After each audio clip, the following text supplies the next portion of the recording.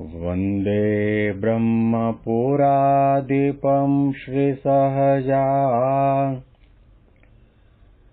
नन्दं च मूलाक्षरम् श्रेयस्कारणसद्गुणैकनिलयम् श्रीप्रागजिह्वावत ब्रह्मोपासनधारकं गुरुहरिं यज्ञं तथा योगिनं प्रीत्येवं प्रमुखं महन्तमनिशं श्रेयस्वरूपं मुदा। મહિમાનો મહિમા પ્રવચનમાળામાં આજે 17મી ફેબ્રુઆરી 2025 સોમવારના દિવસે તમામ સંતો હરિભક્તોને મારા સાષ્ટાંગ પ્રણામ. જય સ્વામિનારાયણ. હેપી વચનાવૃત દ્વિશતાબ્દી મહોત્સવ. હેપી પ્રમુખ સ્વામી મહારાજ શતાબ્દી મહોત્સવ. છેલ્લા 19 દિવસથી આપણે અંત્યનું 24મું વચનામૃત,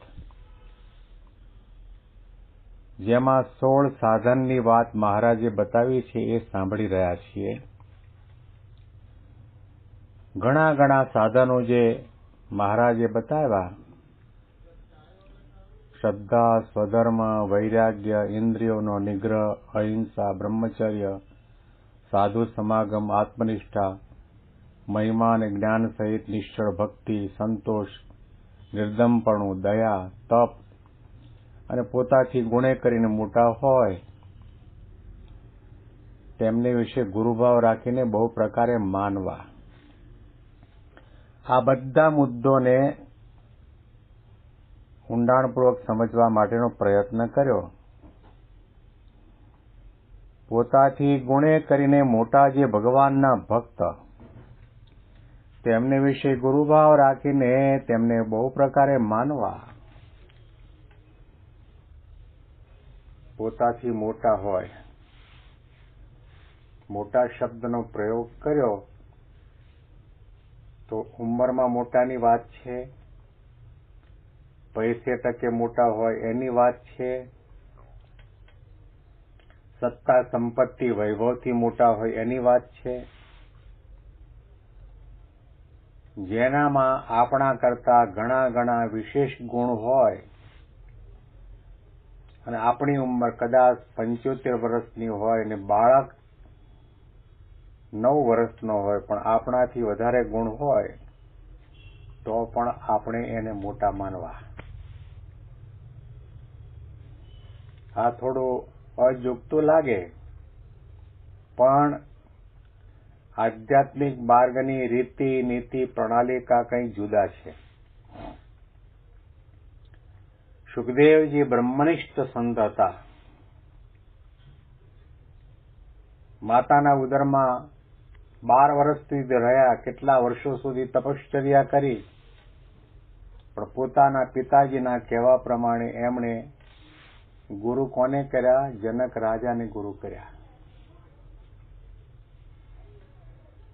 ઘણા પ્રસંગોમાં એવું સાંભળવા મળે છે કે જનકના દરબારની અંદર 88,000 ઋષિમુનિઓ બેસતા. એમાં ઋષિમુનિઓ સામે બેઠા હોય ને જનક રાજા ઉપર ગાદી ઉપર બેઠા હોય.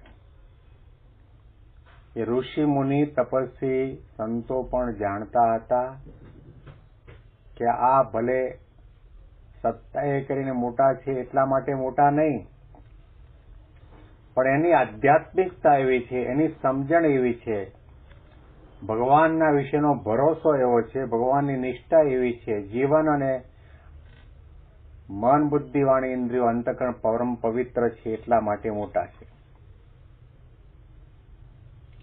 અને જોવા જઈએ તો ઘણી વખત આપણા આધ્યાત્મિક માર્ગમાં એવું બને કે આધ્યાત્મિક રીતે મોટા હોય તે સૌથી પાછળ બેસતા હોય. મહારાજના સમયની અંદર દાદા ખાચરના દરબારમાં શ્રીજી મહારાજ પોતાના દિવ્ય સિંહાસનમાં બિરાજમાન થયા હોય તો એક બાજુ સંતો, બીજી બાજુ હરિભક્તો બેઠા હોય, એમાં બધા મોટા મોટા ગરાસદાર ને જમીન જાગીરવાળા હોય તે આગળ બેઠતા હોય અને એમાં 20 હાથીનું ખેતર જેનું ચાલતું હતું, 20 હાથી ચાલતા હતા. એટલી મોટી સેંકડો એકર જમીનના માલિક એવા પરબતભાઈ અગતરાયના પટેલ જ્ઞાતિના સભામાં આવીને પાછળ બેસતા.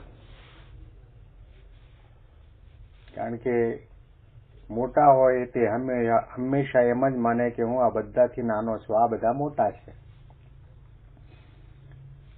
ઘણા વર્ષો સુધી અમારે દાદર મંદિરમાં પૂજ્ય ત્યાગવલ્લભ સ્વામી સાથે રહેવાનું થયું. તો અમે બધા ઉંમરમાં પણ નાના, દીક્ષાનો સમય જોવા જઈએ તો ત્યાગવલ્લભ સ્વામી અમારા ઘણા સિનિયર કહેવાય અને એમનાથી અમે ઘણા જુનિયર, તેમ છતાં પણ અમે આગળની સભામાં, આગળની હરોળમાં બેસતા અને ત્યાગવલ્લભ સ્વામી હોય, દાસ ભગત હોય, પ્રભુ સ્વરૂપ સ્વામી હોય, યજ્ઞ સ્વરૂપ સ્વામી હોય, એ બધા સભાના પાછળના ભાગની અંદર આવીને બેસે. વટાણા ફોલવાનો હોય, તુવેર ફોલવાની હોય, અનાજ સાફ કરવાનું હોય, શાક સુધારવાનું હોય, તો અમે આગળ બેસવા વાળા એમ વિચાર કરીએ કે અમે મોટા. એ વખતે કલ્પના પણ નહોતી કે આ પાછળ બેસીને સાદા સીધા જણાતા ત્યાગવલ્લભ સ્વામી ભલે વટાણા ફૂલતા હોય ને તુવેર ફૂલતા હોય ને શાક સુધારતા હોય, પણ એ આપણાથી અનંત ગણા મોટા છે અને ભવિષ્યના સદગુરુ સંત છે, આપણે ઓળખી નથી શકતા. મહારાજે શબ્દ પ્રયોગ કર્યો છે, પોતાથી મોટા હોય, ગુણે કરીને મોટા હોય. આપણામાં અહંકાર હોય ને એનામાં નમ્રતા હોય, આપણામાં ક્રોધ હોય એ પોતે શાંત, ધીર, ગંભીર હોય.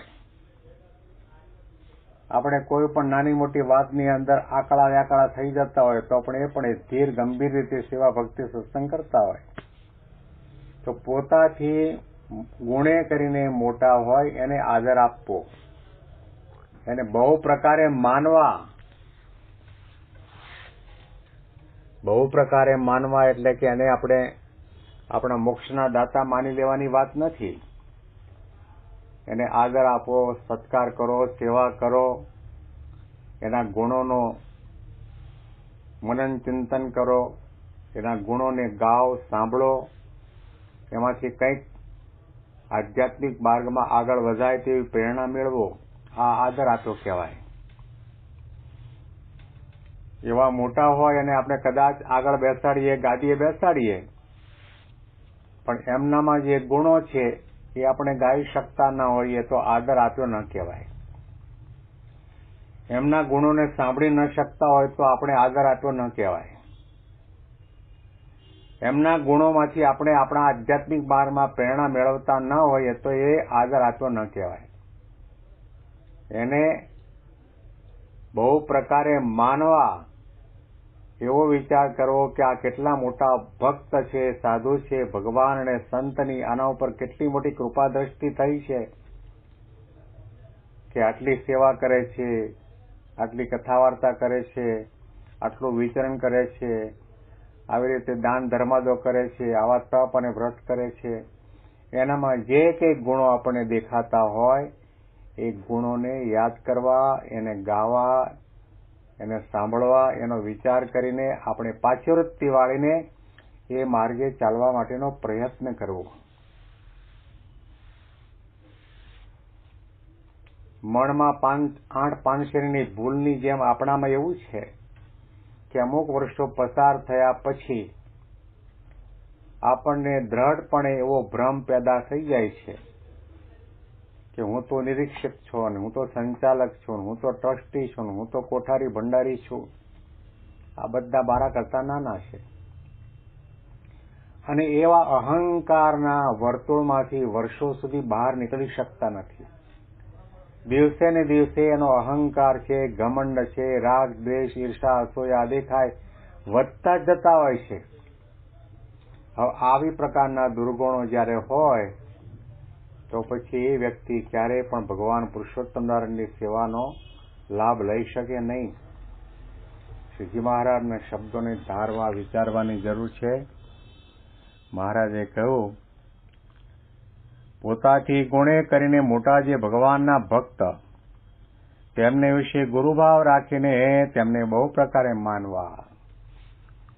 ગુરુભાવ રાખો કે આપણાથી મોટા છે, આપણાથી જ્ઞાની છે, આપણાથી સમજુ છે, આપણાથી નિર્માની છે, આટલો ત્યાગ કર્યો, આટલું તપ કર્યું, આટલું વ્રત કરે છે. મહારાજનો રાજીપો, સદગુરુ સંતોનો રાજીપો, ગુરુ હરિનો રાજીપો છે એમ માનીને એના માટે પૂજ્ય ભાવ રાખવો, એનો આદર કરવો, એને ક્યારેય પણ નાના સમજવાની ભૂલ ન કરવી.